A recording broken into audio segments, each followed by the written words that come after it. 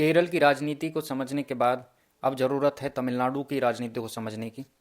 तमिलनाडु ऐसा स्टेट है जिसे पहले मद्रास प्रेसिडेंसी कहा जाता था। बहुत बड़ी प्रेसिडेंसी थी। उसके बाद जब 1950 में संविधान लागू हुआ 26 जनवरी से, तब इसे मद्रास स्टेट बोला जाने लगा। और उस मद्रास स्टेट में आज के आंध्र प्रदेश और केरल के भी बहुत सारे भाग आते थे। उस मद्रास स्टेट में सी राजगोपालाचारी, जो भारत के प्रथम भारतीय गवर्नर जनरल थे और आखिरी गवर्नर जनरल भी वही थे, वो मद्रास स्टेट के चीफ मिनिस्टर रहे 1952 से 1954 तक। के कामराज, जिन्हें किंग मेकर बोला जाता है तमिलनाडु की हिस्ट्री में, वो 1954 से 1963 तक वहाँ के सीएम बने। और सी एन अन्नादुराई 1967 से 1969 तक मद्रास स्टेट के सीएम रहे। मद्रास स्टेट को 1967 में एक अमेंडमेंट करके उसका नाम तमिलनाडु कर दिया गया।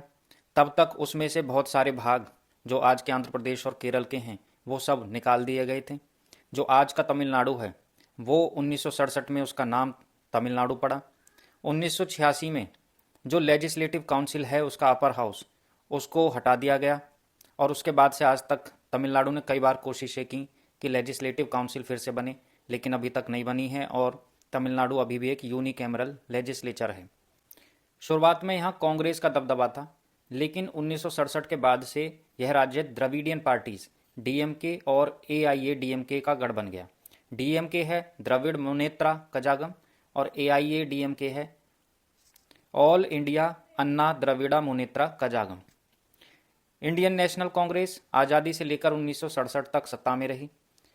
डीएमके 1949 में बनी। ये पहली द्रविडियन पार्टी थी जिसने सत्ता संभाली। इसके प्रमुख नेता सी एन अन्नादुराई और एम करुणानिधि रहे। ऑल इंडिया अन्ना द्रविड़ा मुनेत्रा कजागम यानी एआईएडीएमके 1972 में एमजी रामाचंद्रन, जिन्हें एमजीआर भी कहते थे, उन्होंने डीएमके से अलग होकर इसे बनाया। जे जयललिता इसकी सबसे प्रभावशाली नेता रही हैं। कांग्रेस के दौर में के कामराज यहाँ के मुख्यमंत्री बने। सी राजगोपालाचारी भी कांग्रेस के दौर में ही यहाँ के मुख्यमंत्री बने। डीएमके की शुरुआत में सी एन अन्नादुराई तमिलनाडु के चीफ मिनिस्टर बने। एमजी रामाचंद्रन एआईएडीएमके के नेता थे। जे जयललिता वो भी एआईएडीएमके की ही नेता थीं। 1967 के बाद से तमिलनाडु में किसी भी नेशनल पार्टी, कांग्रेस या बीजेपी ने अपने दम पर सरकार नहीं बनाई है। सत्ता हमेशा डीएमके या एआईएडीएमके के पास ही रही है। यहाँ की राजनीति सेल्फ रेस्पेक्ट मूवमेंट और सोशल जस्टिस पर आधारित रहती है, जिसे पेरियार ईवी रामास्वामी ने शुरू किया था। अगर हम सी एन अन्नादुराई के समय से देखें तो सी एन अन्नादुराई 1969 में तमिलनाडु के चीफ मिनिस्टर बने, लेकिन एम करुणानिधि आ गए और 1969 से 76 तक वो तमिलनाडु के सीएम रहे। ये डीएमके पार्टी के थे। फिर एमजी रामाचंद्रन आए, 1977 से 80 तक सीएम ये रहे। इसके बाद ये फिर 80 से 87 तक सीएम रहे। एम करुणानिधि 1989 में लौटे और 91 तक सीएम रहे।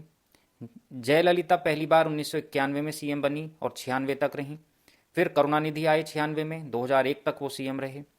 जयललिता फिर से 2001 में सीएम बनी, लेकिन उन्हें जल्दी ही हटना पड़ा।